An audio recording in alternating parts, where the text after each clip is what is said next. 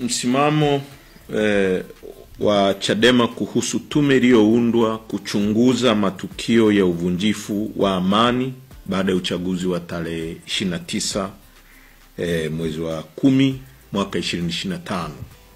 Actually kilichoitwa uchaguzi, kwa sababu na tulitegemea hii tume ingeundwa kuchunguza mauaji yaliyotokea na sio vitendo vya uvunjifu wa amani kama inavyosemekana. Kwa hiyo Chama cha Demokrasia na Maendeleo Chadema kinapenda kuutaarifu umma wa Tanzania na jumuiya ya kimataifa kwamba hatutambui tume ya uchunguzi iliyoteuliwa na ndugu Samia Suluhu Hassan aliyejisimika madarakani bila ridhaa ya wananchi na inayoongozwa na jaji mstaafu Mohamed Chande Othman, akielekeza kuchunguza matukio ya uvunjifu wa amani yaliyotokea wakati na baada ya uchaguzi ya kilichoitwa uchaguzi mkuu wa mwaka huu tarehe 29 Oktoba.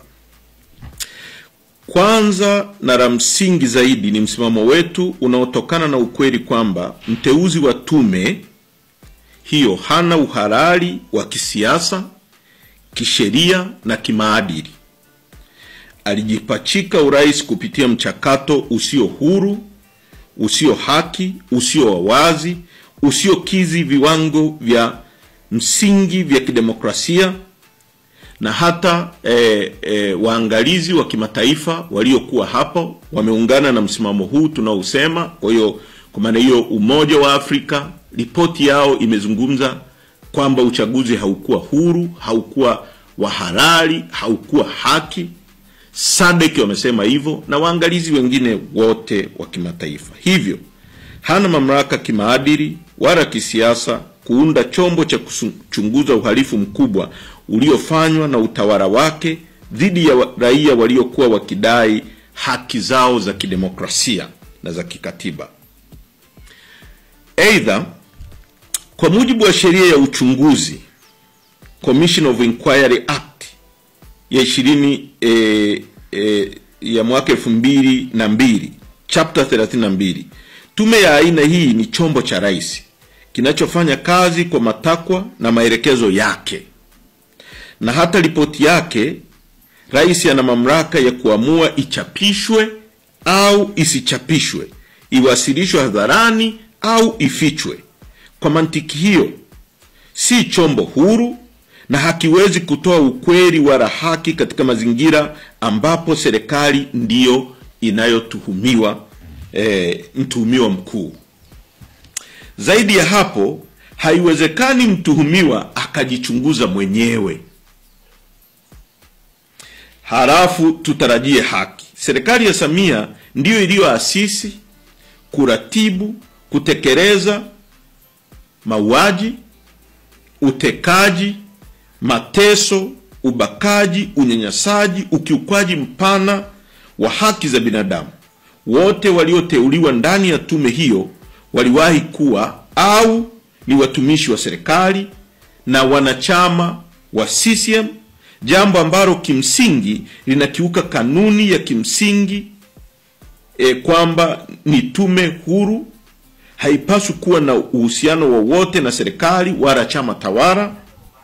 Hawa wajumbe wamekuwa wakati wote sehemu muhimu ya kuingiza nchi yetu kwenye maafa haya, na baadhi yao ni watuhumiwa wa kupanga na au kutekeleza ukiukwaji mkubwa wa haki za binadamu wakiwa kwenye madaraka. Kwa mfano, jaji mkuu aliyeondoka madarakani amekuwa sehemu ya ukiukwaji mkubwa wa haki za watu akiongoza muhimili wa mahakama, na sehemu kubwa sana ya kujaribu kuharibu mahakama yetu na kuondoa uaminifu wa watu na mahakama yetu. Tukumbuka sisi kama Chadema, pamoja na mambo mabaya yaliyotokea kwenye uchaguzi wa mwaka 2020, hatukufungua kesi hata moja mahakamani kupinga aidha wabunge wetu au madiwani wetu au hata mtu yoyote aliyogombea. Na hii tulifanya deliberate, ni maamuzi yaliyokuwa ya kikao, kwa sababu walikuwa hawana imani na mahakama katika mazingira ambayo mahakama ilikuwa inaongozwa. Lakini vile vile unaweza kujiuliza kwamba hata kama hawa watu hawakuwa na uhalali, je, walikuwa na dhamira sasa ya kutaka kuchimba na kupata kilichotokea hasa kwenye huu uchaguzi, kinachoitwa uchaguzi? Inakuwaje rais aunde tume inayotokana na wafanyakazi au watu tu ambao wamewahi kufanya kazi serikalini? Hakuna kiongozi wa dini hata mmoja kutoka kwenye imani zote zilizopo kwenye nchi yetu. Hakuna mtu yoyote aliyeteuliwa kutoka kwenye asasi za kiraia. Hakuna mtu yoyote aliyeteuliwa kutoka kwenye NGO. Hakuna mtu yoyote aliyeteuliwa kutoka kwenye taasisi nyingine yoyote ndani ya nchi yetu kuchunguza jambo kubwa la mauaji kama haya.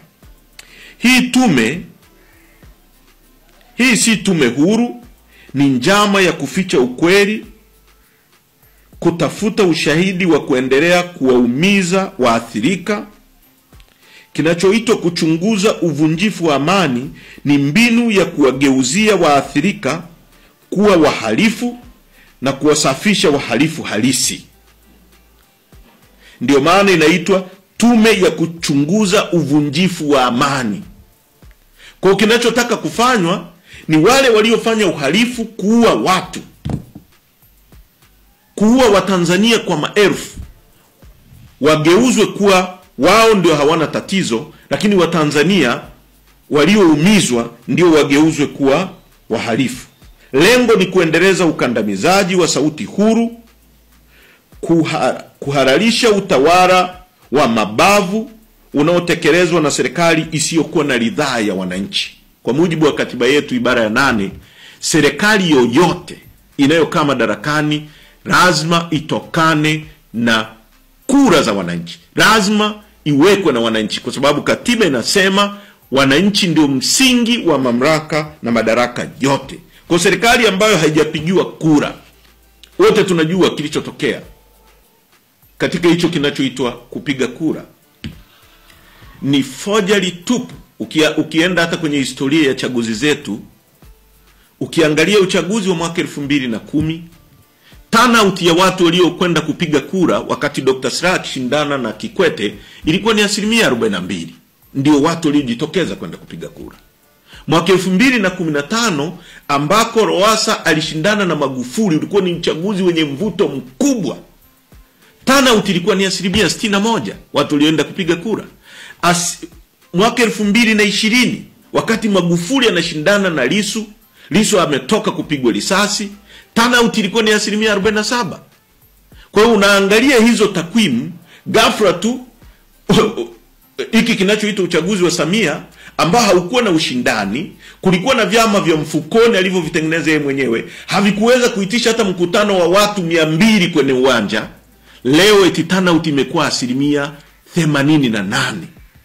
Ni matusi kwa Tanzania, kitu ambacho ni kuonesha kabisa kwamba ni takwimu zilizopikwa na hazijawahi kuwa takwimu za kweli. Ndio maana hiyo inayoitwa tume ya uchaguzi haija mention popote hata maeneo ambayo chaguzi ziliharibika, ambapo watu wanajua kabisa chaguzi ziliharibika, hazikufanyika, hawakumention kwenye wakati wanatangaza matokeo. Kwa msingi huo, Chadema inasisitiza kwamba iundwe tume huru ya kimataifa yenye uwezo, weledi, mamlaka na uaminifu wa kuchunguza kwa uhuru, umakini, mauaji na makosa dhidi ya binadamu na ukiukwaji mkubwa wa haki za msingi za raia uliofanywa chini ya utawala wa Samia Suluhu Hassan.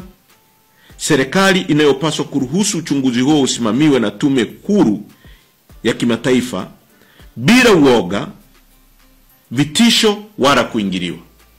Kwa sisi msimamo wetu ni kwamba hiyo tume haitambuliki mpaka tume huru ya kimataifa inayoaminika kwa watu wote, ambayo watu watakuwa huru na watakuwa na imani nayo, wataenda kueleza matukio yaliyotokea kwa ndugu zao, kwa familia zao. Mpaka sasa ieleweke kwamba kuna mamia na maelfu ya watu ambao hawajui ndugu zao wako wapi, hawajapewa hata mili ya ndugu zao. Kuna watu ambao wametufikia wanatueleza wao wenyewe walichukua mili ya ndugu zao wakapeleka kwenye hospitali, baadaye kwa ajili ya kuandaa maandalizi ya mazishi, walipoenda wakanyimwa mili ya ndugu zao, wakaambiwa hawapo, na wakati walipeleka wao wenyewe.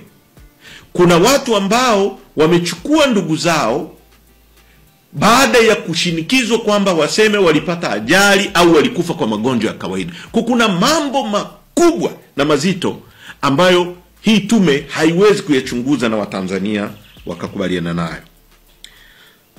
Tunatoa wito kwa taasisi za kimataifa ikiwemo Umoja wa Mataifa, Baraza lake la Usalama, Mahakama ya Kimataifa ya Makosa ya Mauaji ya Halaiki, Makosa dhidi ya Binadamu na Makosa ya Kivita ICC, Kamisheni za Haki za Binadamu za kikanda na kimataifa, mataifa rafiki na wadau wote wa demokrasia kuchukua hatua za haraka kushinikiza serikali ya Rais Samia Suluhu Hassan na CCM kuruhusu uchunguzi huru wa kimataifa. Na ujumbe wetu uko wazi na thabiti: hakuna amani bila haki, hakuna uhalali bila ridhaa ya wananchi. Mtuhumiwa hawezi kuwa muamuzi wa uhalifu alioufanya. Mtuhumiwa hawezi kujichunguza mwenyewe. Chadema itaendelea kusimama imara na wananchi wa Tanzania hadi haki itendeke na wahalifu dhidi ya ubinadamu wawajibishwe kama inavyostahili. Tunaomba Watanzania na jumuiya yote ya kimataifa kutuunga mkono katika msimamo wetu huo. Asanteni. Asante sana. Huo ni Mheshimiwa John Heche kutoka pale nchini Tanzania akizungumzia tu tume ya uchaguzi ambayo iliweza kufanya ama kutangaza uchaguzi uliopita, na wamesema kwamba waitambui ila hawataweza kukubali sehemu yoyote kutoka kwenye yule kiongozi ambaye aliweza kutangaza yule uchaguzi.